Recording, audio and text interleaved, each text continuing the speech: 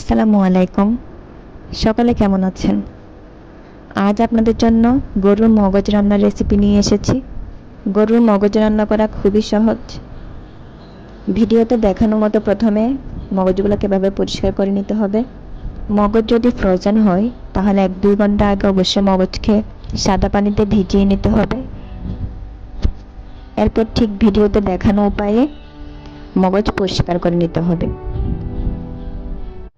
দেখুন কিভাবে পরিষ্কার করছি। এই যে মগজে যেই লাল লাল নার্ভ বা শিরাগুলা দেখছেন, এগুলা সব উঠিয়ে নিতে হবে। খুব আলতো হাতে সাবধানতার সাথে মগজ পরিষ্কার করা লাগবে। সবগুলা মগজ পরিষ্কার হয়ে গেলে আলতোভাবে কয়েকবার ধুয়ে নিতে হবে। এভাবে একদম সুন্দরভাবে পরিষ্কার হয়ে গিয়েছে মগজগুলা। দেখুন কতটা সুন্দরভাবে পরিষ্কার হয়ে গিয়েছে মগজগুলো। মগজ পরিষ্কার করে নেওয়ার পর এবার রান্নার পালা। একটা পাতিলে সামান্য পরিমাণে সয়াবিন তেল দিয়ে নিব। এরপর সামান্য পরিমাণে সরিষার তেল দিয়ে নিব। সরিষার তেল মগজের টেস্টকে অনেক বাড়িয়ে দেয়। এরপর অল্প পরিমাণে রসুন কুচি দিয়ে দিব।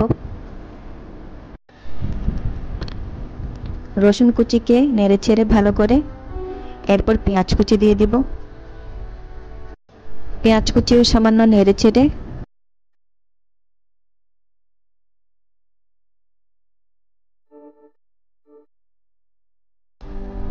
এখানে আদা বাটা এবং পেঁয়াজ বাটা নিয়েছি আমি।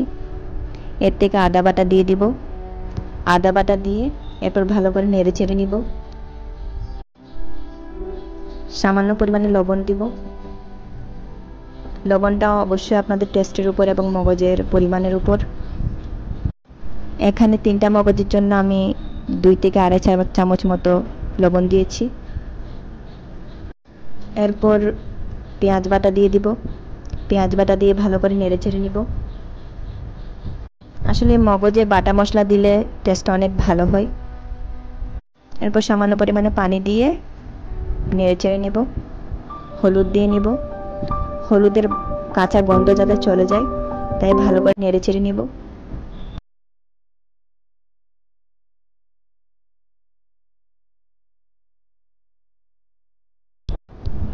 এরপর লাল মরিচের গুঁড়ো দিয়ে দিব। নেড়ে ছেড়ে নিব। অল্প পরিমাণে গরম মশলা দিয়ে দিব। আমি এখানে 2 চা চামচ করে সবগুলো মশলাই ব্যবহার করেছি। আমি আজ মোট 3টি মগজ রান্না করছি এবং 3টি মগজের জন্য আমি প্রায় প্রত্যেকটা মশলায় 2 চামচ করে ব্যবহার করেছি। মশলাগুলো ভালো করে কষিয়ে নেব। কষানো হলে এই মগজগুলো দিয়ে দিব। মগজ দিয়ে ভালো করে আলতো হাতে নেড়ে চেড়ে নেব।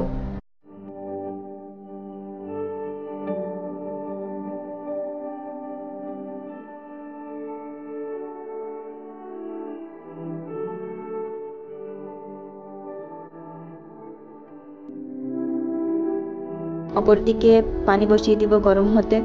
মগজ থেকে পানি বের না হলে তখন গরম পানির প্রয়োজন হতে পারে। মগজ কষানোর সময় লং, তেজপাতা আর এলাচি দিয়ে দিব। কাঁচামরিচ দিয়ে দিব। ভালো করে নেড়ে চেড়ে কষাবো। আজ মগজ থেকে যথেষ্ট পরিমাণে পানি বের হওয়ায় আমি আর এক্সট্রা করে পানি ব্যবহার করছি না। এই পানিতেই মগজ আশা করি সেদ্ধ হয়ে যাবে। কিছুক্ষণ পর পর ভালো করে নেড়ে ছেড়ে দিব।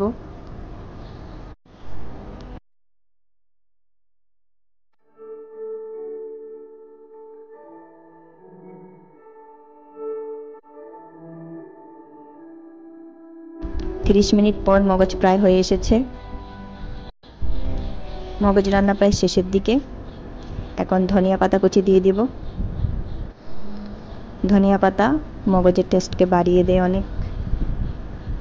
আমি প্রায় 30 মিনিট ধরে মিডিয়াম টু লো আছে এই মগজগুলো রান্না করেছি এতক্ষণ। ধনিয়া পাতা কুচি দেওয়ার পর আবার ঢেকে কিছুক্ষণ দমে রাখবো।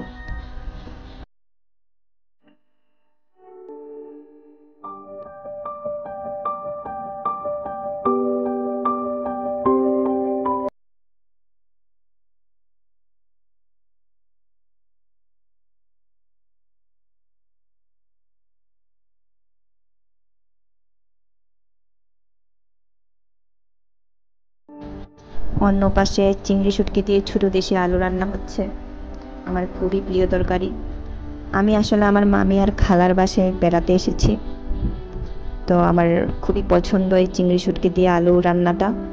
তাই মামি চিংড়ি শুটকি দিয়ে আজ এই ছোটো ছোটো আলু রান্না করছে।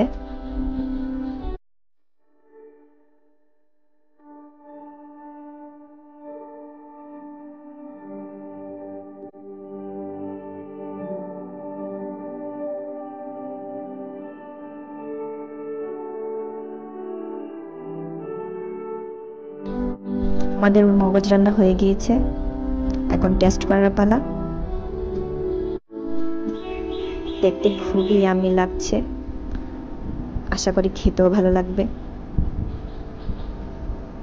আপনারাও এই রেসিপি ফলো করে খুব সিম্পলভাবে মগজ রান্না করতে পারেন। এই রেসিপিতে মগজ রান্না করলে আশা করি আপনাদের রান্না করা গরুর মগজ অনেক ভালো হবে। আজ এই পর্যন্তই, সকলে ভালো থাকবেন। আসসালামু আলাইকুম।